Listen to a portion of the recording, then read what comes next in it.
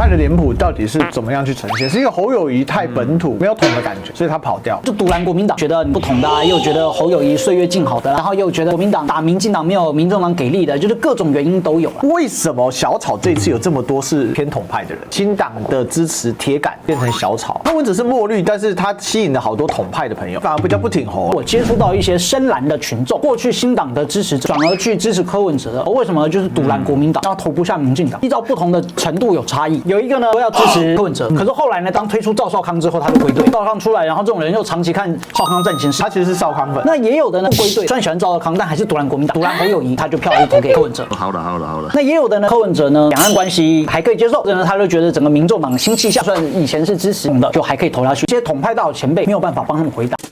Ladies and gentlemen, welcome the host.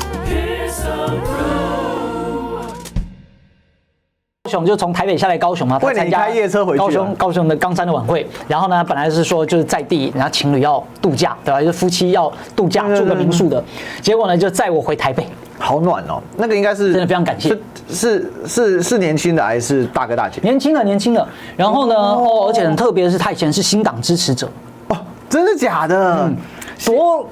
多死忠的新党支持者呢，就是可以如数家珍那一种。没有，就是从2016、2017开始关注我们的这种新党支持者，所以他是你的铁粉。算是，就是以前有来参加过我们新党年轻营新党粉。对。哇哦，然后后来小草，后来对变小草挺柯。为什么？这个我就这要请教汉庭才能理解，为什么小草这次有这么多是？我说真的，我直白讲，就偏统派的人，很神奇哦。你看邱委员，毛哥，这都是属于过去我们说称为统派的，然后更别说很多人，你说刚才像新党的支持铁杆变成小草，为什么？因为柯文哲是墨绿，但是他吸引了好多统派的朋友。而且甚至有统派朋友，因为有一些你知道，有些人会经营那个 email 群组嘛，收到好几份，甚至选后了嘛，甚至有人特别寄 email 给我说，这个是否可以转达，请柯文哲来大陆共商一国两制新形态之类的，就很多真的是统派的朋友，不是刻意抹红柯文哲啦哈，各位，就我不了解这个，我不能理解，因为我跟统派素无缘。没有，我只能说，就是我问到的那位朋友的想法。就是他讲说，当初呢支持新党，其实是什么呢？就他也是同学之间都觉得很奇怪啊，怎么会支持新党啊？对啊，统派反而比较不挺侯就是比较明面上的那个呈现出来的态势。不能，我只能先说，就那个年轻朋友，就是当初他支持新党，也是希望说啊，能够看到这种很朝气蓬勃啊，然后很努力的一个就是也不能叫新的政党，因为当初看我们几个年轻人都是很努力，他觉得有热血热情，然后呢当时也觉得国民两党都不是很好，所以就选择新党。当然现在觉得这股所谓的热情啊，或新政治，然后呢在民众党身上有，所以他倒不是因为两岸关系去选择柯文哲，他是觉得说一种新政治年轻的气象。好，那过去他觉得可能新党有，那现在他觉得民众党有。那至于一些统派大佬前辈，没有办法帮他们回答。那时候我接触到一些深蓝的群众。就过去的新党变成小草的，就过去新党的支持者，然后呢转而去支持柯文哲的，为什么？就是独揽国民党，然后投不下民进党。哦，就是主要是因为基于独揽国民党，就独揽国民党，然后就被柯给感动了。这个依照不同的程度有差异，对。就是像我知道，比如说真的是那种老新党支持者，就是以前还是在海外，就是很积极为新党声援过的，有不同阶段，有一个呢，就是说要支持柯文哲，可是后来呢，当推出赵少康之后，他就归队了。有嘛？就是赵少康确实变成是新党的创党大佬，对嘛？就是赵少康出来，然后这种人又长期看少康战情室，他就归队。他其实是少康粉，对。那也有的呢，就是说不归队的，为什么？就是虽然喜欢赵少康，但还是独揽国民党啊，独揽侯友宜，所以他就票还是投给柯文哲。那也有的呢，就真的觉得说，因为这个柯文哲呢，就是两岸关系就是还可以接受，好，或者呢，他就觉得整个民众党新气象，好，那虽然以前是支持统的，就还可以投下去，所以每个的状况不太一样。我至少就接触到很多这种传统深蓝长辈。那你归结起来，整个脸谱是怎么样子？就整个群众的脸谱，我觉得就统派的脸谱到底是怎么样去呈现？是因为侯友宜太本土，不够统，没有统的感觉，所以他跑掉。对，大家其实都是很个人的投票意愿，都是很个人的、很主观的。但它会有一个综合型的脸谱，你最综合型的就独揽国民党，主要就是独揽国民党。到底独揽到就是给柯文哲不一定，就比如说你看没那么独揽的赵少康归队，他就归队了，就是没那么独揽，对吧？他叫独揽国民党什么？国民党不同了，各种吧。各种原因复合型的，也有比如说觉得你国民党这个不同的啊，也有觉得侯友宜岁月静好的啦，对啊，然后也有觉得这个国民党打民进党没有民众党给力的，就是各种原因都有啦。哦，所以其实或者就是然后有人讲说就是想给国民党一个教训啊，这种也有啊。可是他过去都是支持蓝的、啊，对，但他立委还是很热情的嘛，他投给另有的就不一定，但会到现场的应该是很热情才对啊。现场的没有，我是说，就我平常遇到的，平常遇到对。那现场那个很热情，当然是不用讲，都说他过去有对，然后过去有支持过韩国瑜啊什么的。哦，韩粉转柯粉到底多少？这个很难去做计算。你如果单从选票去计算，那是不是去年上一次韩国瑜的选票减掉侯友宜的选票，它都归给柯文哲？因为还有很多的变因。那你自己感觉呢？就是比如说以冈山那一场，很多人说那个是韩柯粉、柯韩粉。那也有人觉得说是有冒牌韩粉，这到底什么叫做冒牌韩粉啊？就是他上一次不挺韩国瑜，然后这一次谎称自己是韩国瑜的粉。不是陈其茂的韩粉叫冒牌韩粉，因为那个茂是陈其茂的茂。哦，对，那个梗是陈其茂带去的韩粉叫冒牌韩粉。那韩粉这怎么定义呢？本来就是喜欢每个人是各自的，是没错啦。但是就是说这个他是因为柯文哲有韩的关系，所以让这些人去支持柯，还是说到底是什么原因？就是所以我不懂那个脸谱，因为我没有到这次我都没去现场采访。不，据我了解，就是说每个人的喜欢当然是复合，当然是不一样的啊。就是我喜欢韩国瑜，但我不见得要喜欢韩国瑜挺的侯友宜啊。就答案就是这样啊，对啊。那我记得我是在你这个节目讲过吗？就我喜欢林心如，我不见得要去喜欢林心如结婚的霍建华，对啊，我喜欢刘诗诗，我不见得要因此去喜欢刘诗诗的老公吴奇隆，我喜欢韩国瑜，但我不见得就要去支持韩国瑜挺的谁，尤其在现阶段，就是选民都非常的自主，就是他并不会因为说哪一个大咖的加持，他因为喜欢那个大咖就投给那个人，那如果那个人是草包呢？我不是说侯友宜，我只是举例，对。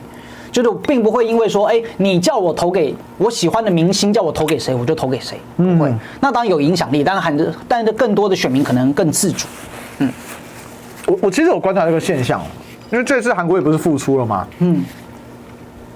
就他正式复出嘛，因为对比之前韩国瑜，虽然他一直其实是没有离开政权，他主要在做公益民说，但他其实没有真正离开政权，他一直在帮我们辅选，包括2022年，然后这一次。可是这次是真正的付出，我发现韩流网络至少网络的韩流回来了，很明显哦。各家电视台最近都剪2个人的秀，剪2个人的影片。我就说以政治人物来说，当然最近剪透也是剪最多啦哈，包括馆长吃橡皮筋我知道，但2个人主要剪，一个是谁？一个就是蓝的就剪韩国瑜，绿的就剪王世坚。而且都是剪旧片，然后加一点最近的采访，有没有把它加进来这样子？流量很好然后那一天不是那个傅昆萁突然大反水，就突然大翻转吗？反水，不是说反水，大翻转，反水，然后不太对，大翻转，结果那个整个流量炸开，就是小炸，但还没有到大炸。但我觉得随着韩国瑜更加的回到了政坛的位置，就是因为他现在没就任嘛，他如果就任了，然后又当院长，但我不知道他院长会不会很有梗，还是很克制，就是都躲起来。我相信不会啦，因为他的个性不太可能是让他躲起来。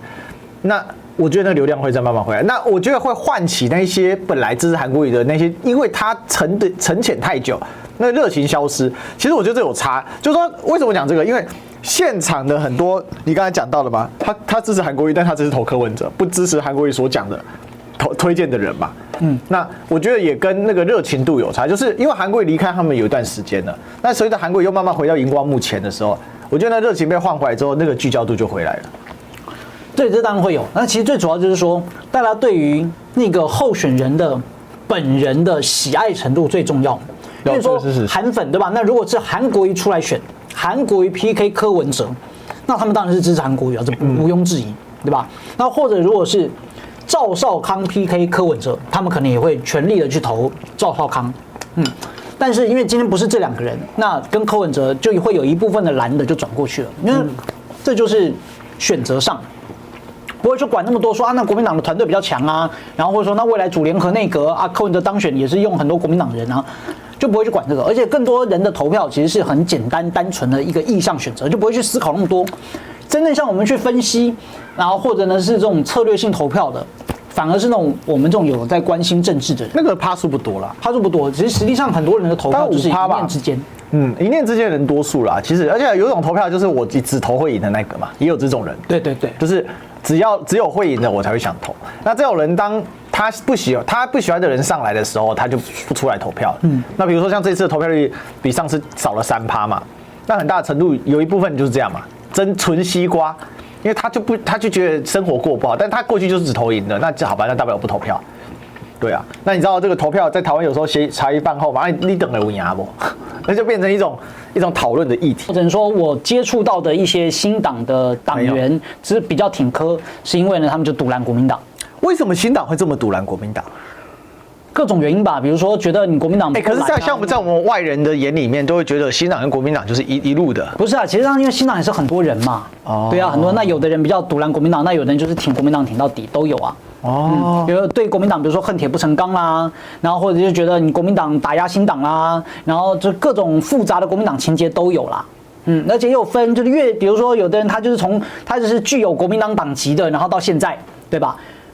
然后呢，他当然就是挺国民党就会更深啊，就是反正国民党推颗西瓜，他也要支持，对啊。那有的人就不是，所以不一样，因为太复杂了。你怎么讲什么叫做新党的定调？其实没有，新党在这一次选举最重要的定调就是让自己的候选人上，那包含我，那包含那个游志斌，然后还有原住民的，然后还有政党票，所以主要新党整个党机系在这一次其实是总统没什么碰。最后游志斌选怎么样？我倒没有关注到。以新人来说是非常厉害，因为就靠着不断的打案子，然后冲出了也很高的声量跟知名度。他现在就继续选嘛，我的当然他要选市议员，对，大家太热情了。对，好，那侯汉廷国民党是否真的不让侯汉廷加入再听国民党说法？好，有机会我已经帮你们问国民党的人，好不好？好，胖番薯，我比较好奇的是，怎不看能力看党籍，但认真说汉廷要如何修补与国民党关系？毕竟2026还要选。就认真分析啊，就是所谓跟国民党关系是要看跟谁，跟党主席有关系吗？我跟朱主席不熟，我跟朱主席不熟。你跟朱主席不熟？不熟就不熟就是不熟，我也不会在那边硬扯说我跟他很好，没有，不熟就不熟。就友好的长辈，跟我还是一样友好。就关心我的、喜欢我的、支持我的长辈，然后到现在就还是很喜欢我，还是很支持我。你觉得这次提名没有办法成功，是不是跟朱主席不熟有关系？这我不知道。没有啊，他们党本来就有党本身的策略，就是如果今天侯汉廷讲啊，国民党为什么都不理我，这个就是无理取闹，对吧？就是我们完全理解国民党有这套的做事的系统跟方法，所以我也有我们作为新党、我们作为小党、作为非国民党员参选的权利跟从政的权利，本来就是切开来的呀，对吧？就国民党有做事的方法，我不会说啊，你国民党就是非得礼让侯汉廷，这个就没有道理，对吧？那就是国民党有国民党的一套逻辑，那当然侯汉廷有侯汉廷从政的权利，所以本来就是分开来看。所以正常状况，那本来就是大家各自比赛来争取谁能够获得更多的选票。那我输了，就是这样。OK。